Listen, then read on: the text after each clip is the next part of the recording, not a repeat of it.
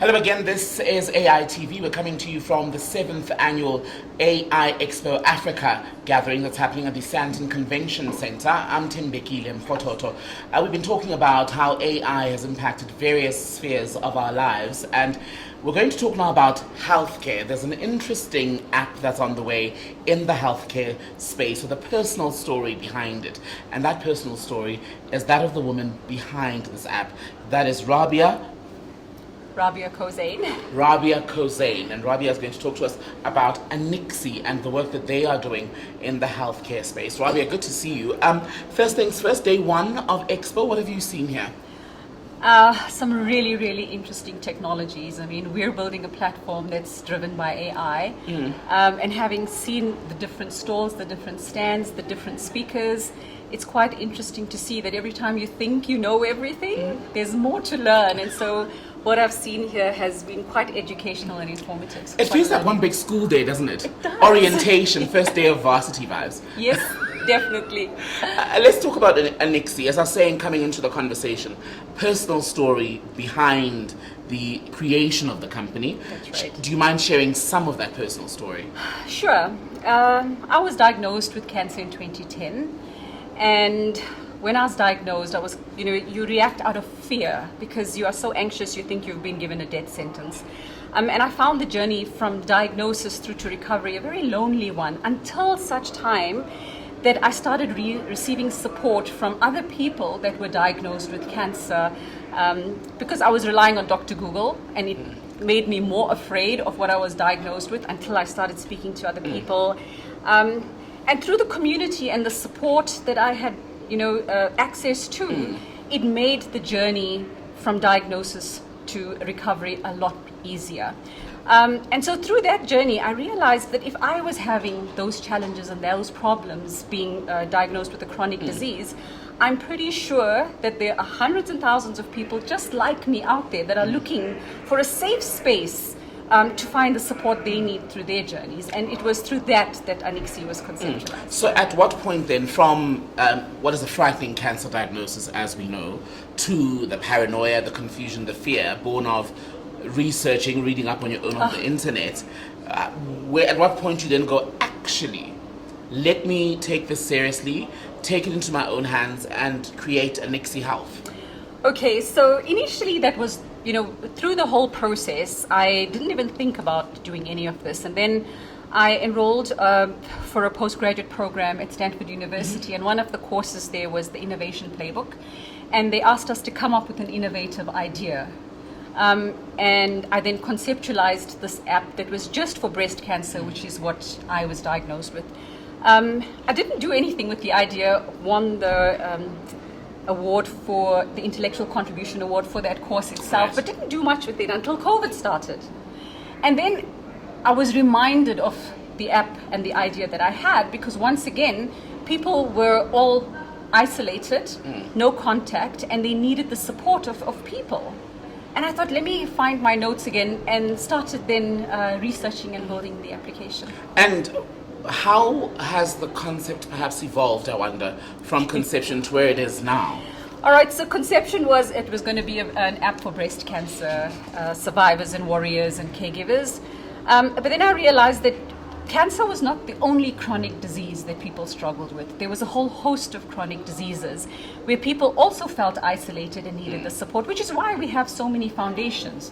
What was missing was the fact that in as much as there were all these foundations, people still needed to connect and have access to one another whenever they needed it. And so there was support nothing, group in a sense. But there was nothing readily available online that put together or brought together so many chronic diseases in one platform. And that's the differentiator that Anixi provides, is that often you are diagnosed with one disease, and through medication and treatment you end up with a secondary disease. And we figured, so why isolate these different conditions, put them all in one bucket, and let people communicate and connect with one another across different diseases so that they could help each other get through whatever it was they were doing. And part of your philosophy at Anixi Health is to do with being with people from diagnosis to recovery. How does that then manifest in very real terms? How, let's say, for example, someone has been given a cancer diagnosis.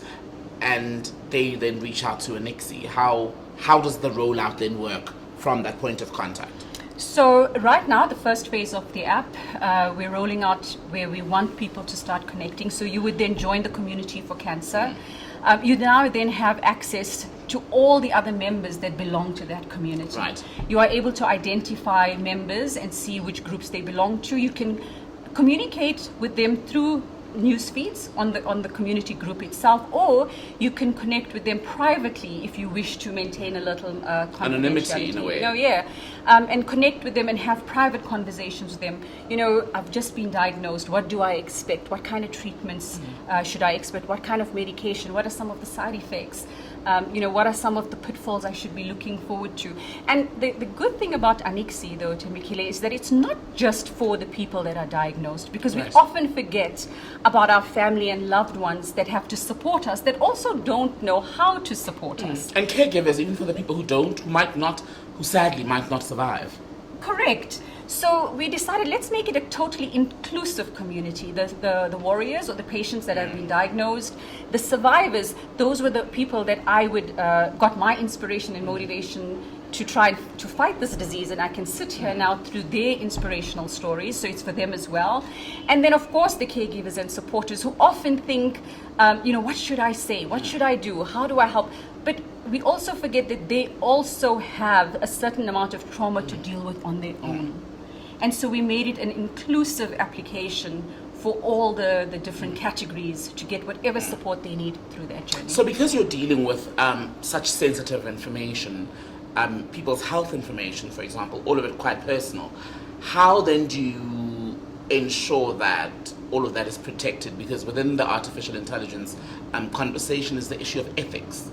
100%. So I always say Anixi is responsible AI. The one thing we have undertaken as an organization to do, and in partnering with the people that are building the application for us, is that we are quite serious about the data protection, the regulation around data protection, but also the anonymity of the people that are using the application. Our commitment to the people using the application is that we will never disclose data pertaining to an individual on any platform. Everything is anonymized. Yes, we do intend to use the information, but for good. We want to look at what are some of the side effects of the medication. We want to compare treatments between private hospitals and government hospitals. What treatments are they getting here? What are the mortality rates? What are the recovery rates? So we do want to use the information, but to add value and share that information back to the pharmaceutical companies, to the research institutions, etc., so that they can start using that to make a bigger difference to the people. And you said the app is coming out soon. Yes. Talk to us about the road that you still need to travel until people are able to just hop on then and get these very important services. All right, so the app is in beta testing as we speak. It will be rolled out on Android and iOS, the first version of the app, which is to allow the survivors, the warriors, and the caregivers to connect and join the communities and start creating the communities to share information. That's the first phase. I've bootstrapped the first phase of the app, and the second phase of the app is the underpinning AI technology now that's going to start using that information to help the people on the app. And of course, being bootstrapped, I'm now looking for funding and investors to actually roll this out. But by the end of this year, the first phase of the app should be available. And in terms of investment, what does it take? What will you need to make sure that this actually works? Investment can come in various forms. We could partner with organizations that are saying, all right, we will provide the database on which the application is built, so that you don't have to incur the huge data costs that, storage costs for data. We are open to those kinds of investments. We are also looking at equity partners if that, if they're interested in partnering with us in terms of funding for equity. We're open to that as well. Yeah. And this particular gathering is the perfect place, isn't it, 100%. for someone like you to potentially meet those investors? Yeah. Look, I have to thank Dr. Nick, for giving us the opportunity to be here. And to also meet the various organizations that are already well established that we need to network and socialize with to get them to hopefully partner with us and support us in what we are trying to achieve for Anixi Health. So this has been an amazing, amazing event for us at Anixi Health. It's the first time we're actually at an expo, and Dr. Nick has made that possible here with the AI Expo. We hope to be here again next year and to tell a different story, right? So I hope he remembers us for next year too. Well, hopefully when we talk next year, we'll be able to measure just the success that you'll have had with the app at that point. Rabia Cozijn, absolutely. really good to speak to you. All the best. Thank you. With, Thank you for having us Anixi here. Health. Rabia, among the people who are here at Expo 2024, AI Expo Africa, the 7th edition. Thank you.